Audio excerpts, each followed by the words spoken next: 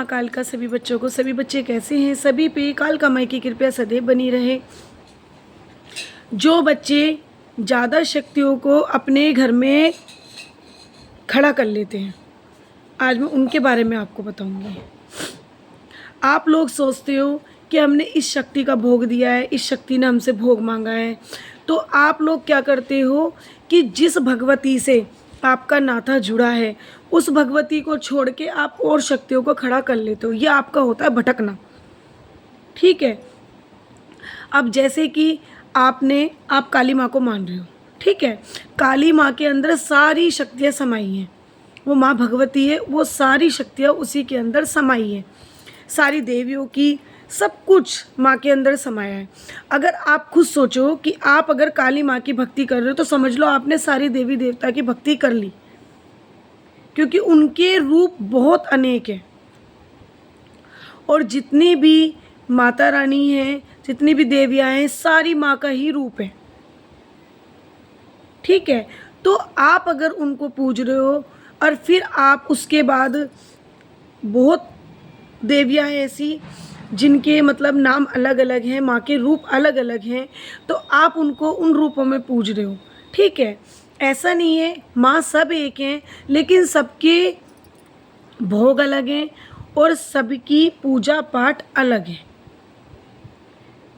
जिस जिस जगह माँ का मंदिर बना है उसी जगह जिस तरीके का भोग लगता है वहाँ पे लोग उसी तरीके का भोग लगाते हैं। ठीक है, फिर आप क्या करते हो, आप ये कहते हो कि ये माँ का इशारा है, माँ हमें ऐसे आगे लेके जा रही है। ऐसा क्यों नहीं सोचते कि माँ आपकी परीक्षा भी ले सकती है इसमें, कि बच्चा देखती हूँ इतनी सारी चीज़ें खड़ा करके कि ये बच्चा मेरे को चुनता है या कहीं और भगता है। जब माँ एक है, माँ की शक्तियाँ एक है, तो फिर जिस माँ को आपने शुरू से माना है उसी माँ पे टिके रहो ना। आप इधर उधर शक्तियाँ क्यों ढूंढते हो या इधर उधर क्यों भटकते हो? आप इतना कर सकते हो, अगर आप किसी भगवती के मंदिर में जा रहे हो या किसी देवी देवता की भक्ति मंदिर में जा रहे हो, जाओ, नमन करो, दिया जलाओ, बाती जलाओ किसी भी देवी देवता के मंदिर में जाके, लेकिन मांगो खाली एक से, जो आपके घर में भगवती बैठी है। जब भगवान को भी ऐसा लगता है ना कि इंसान भटक रहा है, तो भगवान भी फिर भटकने के लिए छोड़ देते हैं। वो भी फिर ये कहते हैं कि कितना समझाएगा इंसान, कितना। जैसे इंसान समझा समझा के थक जाता है ना, ऐसे ही भगवान भी समझा समझा के थक जाता है। अब मेरे पास बच्चों के बहुत सारे बच्चों के मैसेज ऐसे भी आते हैं कि वो कहते हैं कि हमारे पास उनकी भी शक्ति हो गई, उनकी भी शक्ति खड़ी हो गई, बहुत शक्तियाँ हमारे पास खड़ी हो गई। तो ये खड़ी नहीं हुई है, ये आपने खड़ी करी है, क्योंकि आपको इससे संतुष्टि ही नहीं मिल रही। अगर आपका प्रेम माता महाकाली से है तो आपको सारे देवी देवता उन्हीं के अंदर दिखाई देते, आपको इधर उधर भटकने की जरूरत ही नहीं पड़ती। और जब इतनी सारी शक्तियाँ आके खड़ी होती हैं तो उनको भी आपसे चाहिए होता है बहुत कुछ, उनको भोग भी चाहिए होता है, जिस तरीके का उनको भोग लगता है, ठीक है, भोग भी चाहिए होता है। वो तो श्रद्धा भाव है कि आप अपने भाव से किसी भी चीज़ का भोग लगा सकते हो। ठीक है, वो माँ देखती है, भोग भी चाहिए और आप उनकी सेवा करो, उनको वो सब भी चाहिए कि हाँ, जैसे कि आप जैसे आपने उनको बिठाया, ठीक है, आपके वो घर में आप पधार गए, ठीक है, आप कितने टाइम से तो काली माता की भक्ति करते आ रहे हो, ठीक है, उनकी सेवा वेवा, क्योंकि वो एक ही थी ना, तो वो कर रहे थे आप सेवा, ठीक है। और फिर उसके बाद अब जब इतनी अनेक शक्तियाँ वहाँ पे आ जाएंगी, आप उनको लेके आओगे, तो आपको किसी में मतभेद नहीं करना, सबको एक साथ ही देखना है।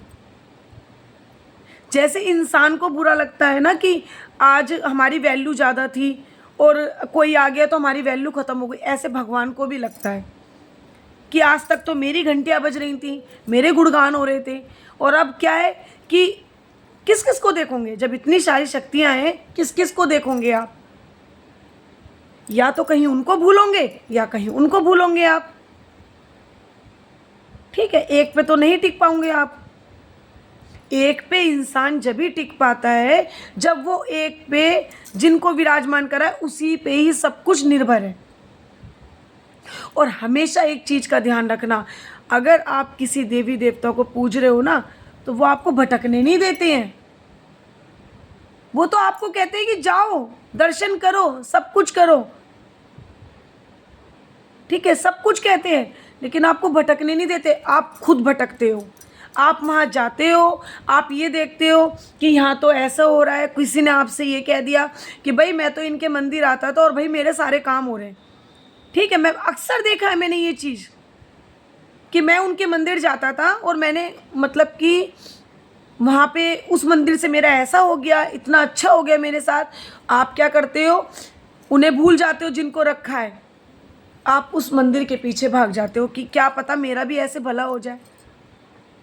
क्योंकि इंसान को है ना संतुष्टि नहीं है, सब्र नहीं है इंसान के अंदर। सोचते हैं तुरंत ही हमें तुरंत ही चीज़ों का फल मिल जाए, तुरंत मिल जाए, लेकिन तुरंत नहीं मिलता। इतने अच्छे कर्म नहीं किए जो तुरंत ही फल मिल जाए। तुरंत तो मौत भी नहीं आती है। मौत भी जब आएगी जब आपके मौत का समय बिल्कुल करीब आ जाएगा, तब मौत आती है। मैं बहुत सोचती हूँ कि बहुत से बच्चे खुद इतने इतने ज़्यादा भटक गए हैं, इतने ज़्यादा भटक गए हैं कि उनको अब रास्ता कहीं नहीं दिख रहा। उनके सारे रास्ते बंद हो गए। पहले तो उन्होंने खुशी खुशी में सब चीज़ों को खड़ा कर लिया, अब उनके वो भोग नहीं दे पा रहे हैं, उनको पूज नहीं पा रहे हैं। अब जब तुमने उनको खड़ा करा है तो उनका निरादर थोड़ा ना करोगे, आपको करना चाहिए उनके लिए। ऐसे ही चलते चलते आप लोग आगे निकल जाते हो और फिर कहते हो कि मैं तो इतना आगे जाना ही नहीं चाहता था जितने आगे माँ ने मुझे पहुंचा दिया। जब तुम ही जाना चाहते हो तो जाओ। जब आपको अकेले ही रास्ता तय करना है तो आप अकेले ही चलो। उसमें माँ भगवती क्या करेगी, माँ काली क्या करेगी? आपकी गलतियों को सुधारने के लिए तो उन्होंने मौके दिए ना आपको। जब आप खुद ही अपनी गलतियां नहीं सुधारना चाहते हो तो फिर वो क्या करेगी तुम्हारे लिए? कुछ नहीं करेगी।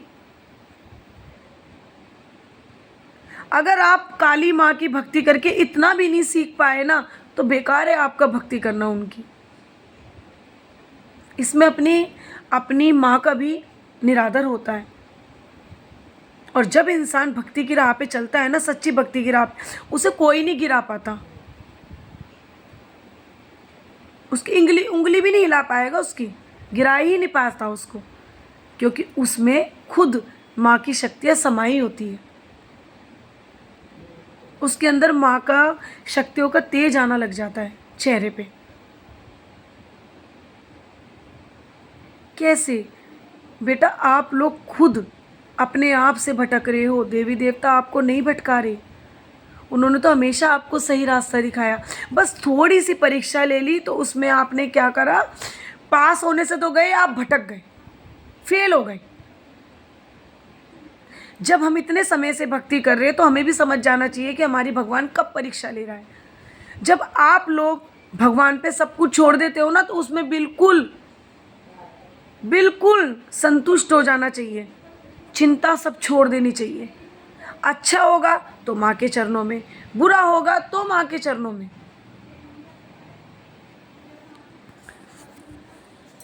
इसलिए अपने अंदर की जो समझ है ना, दिमाग है, उसको खोलो। जय माँ काल कपटे।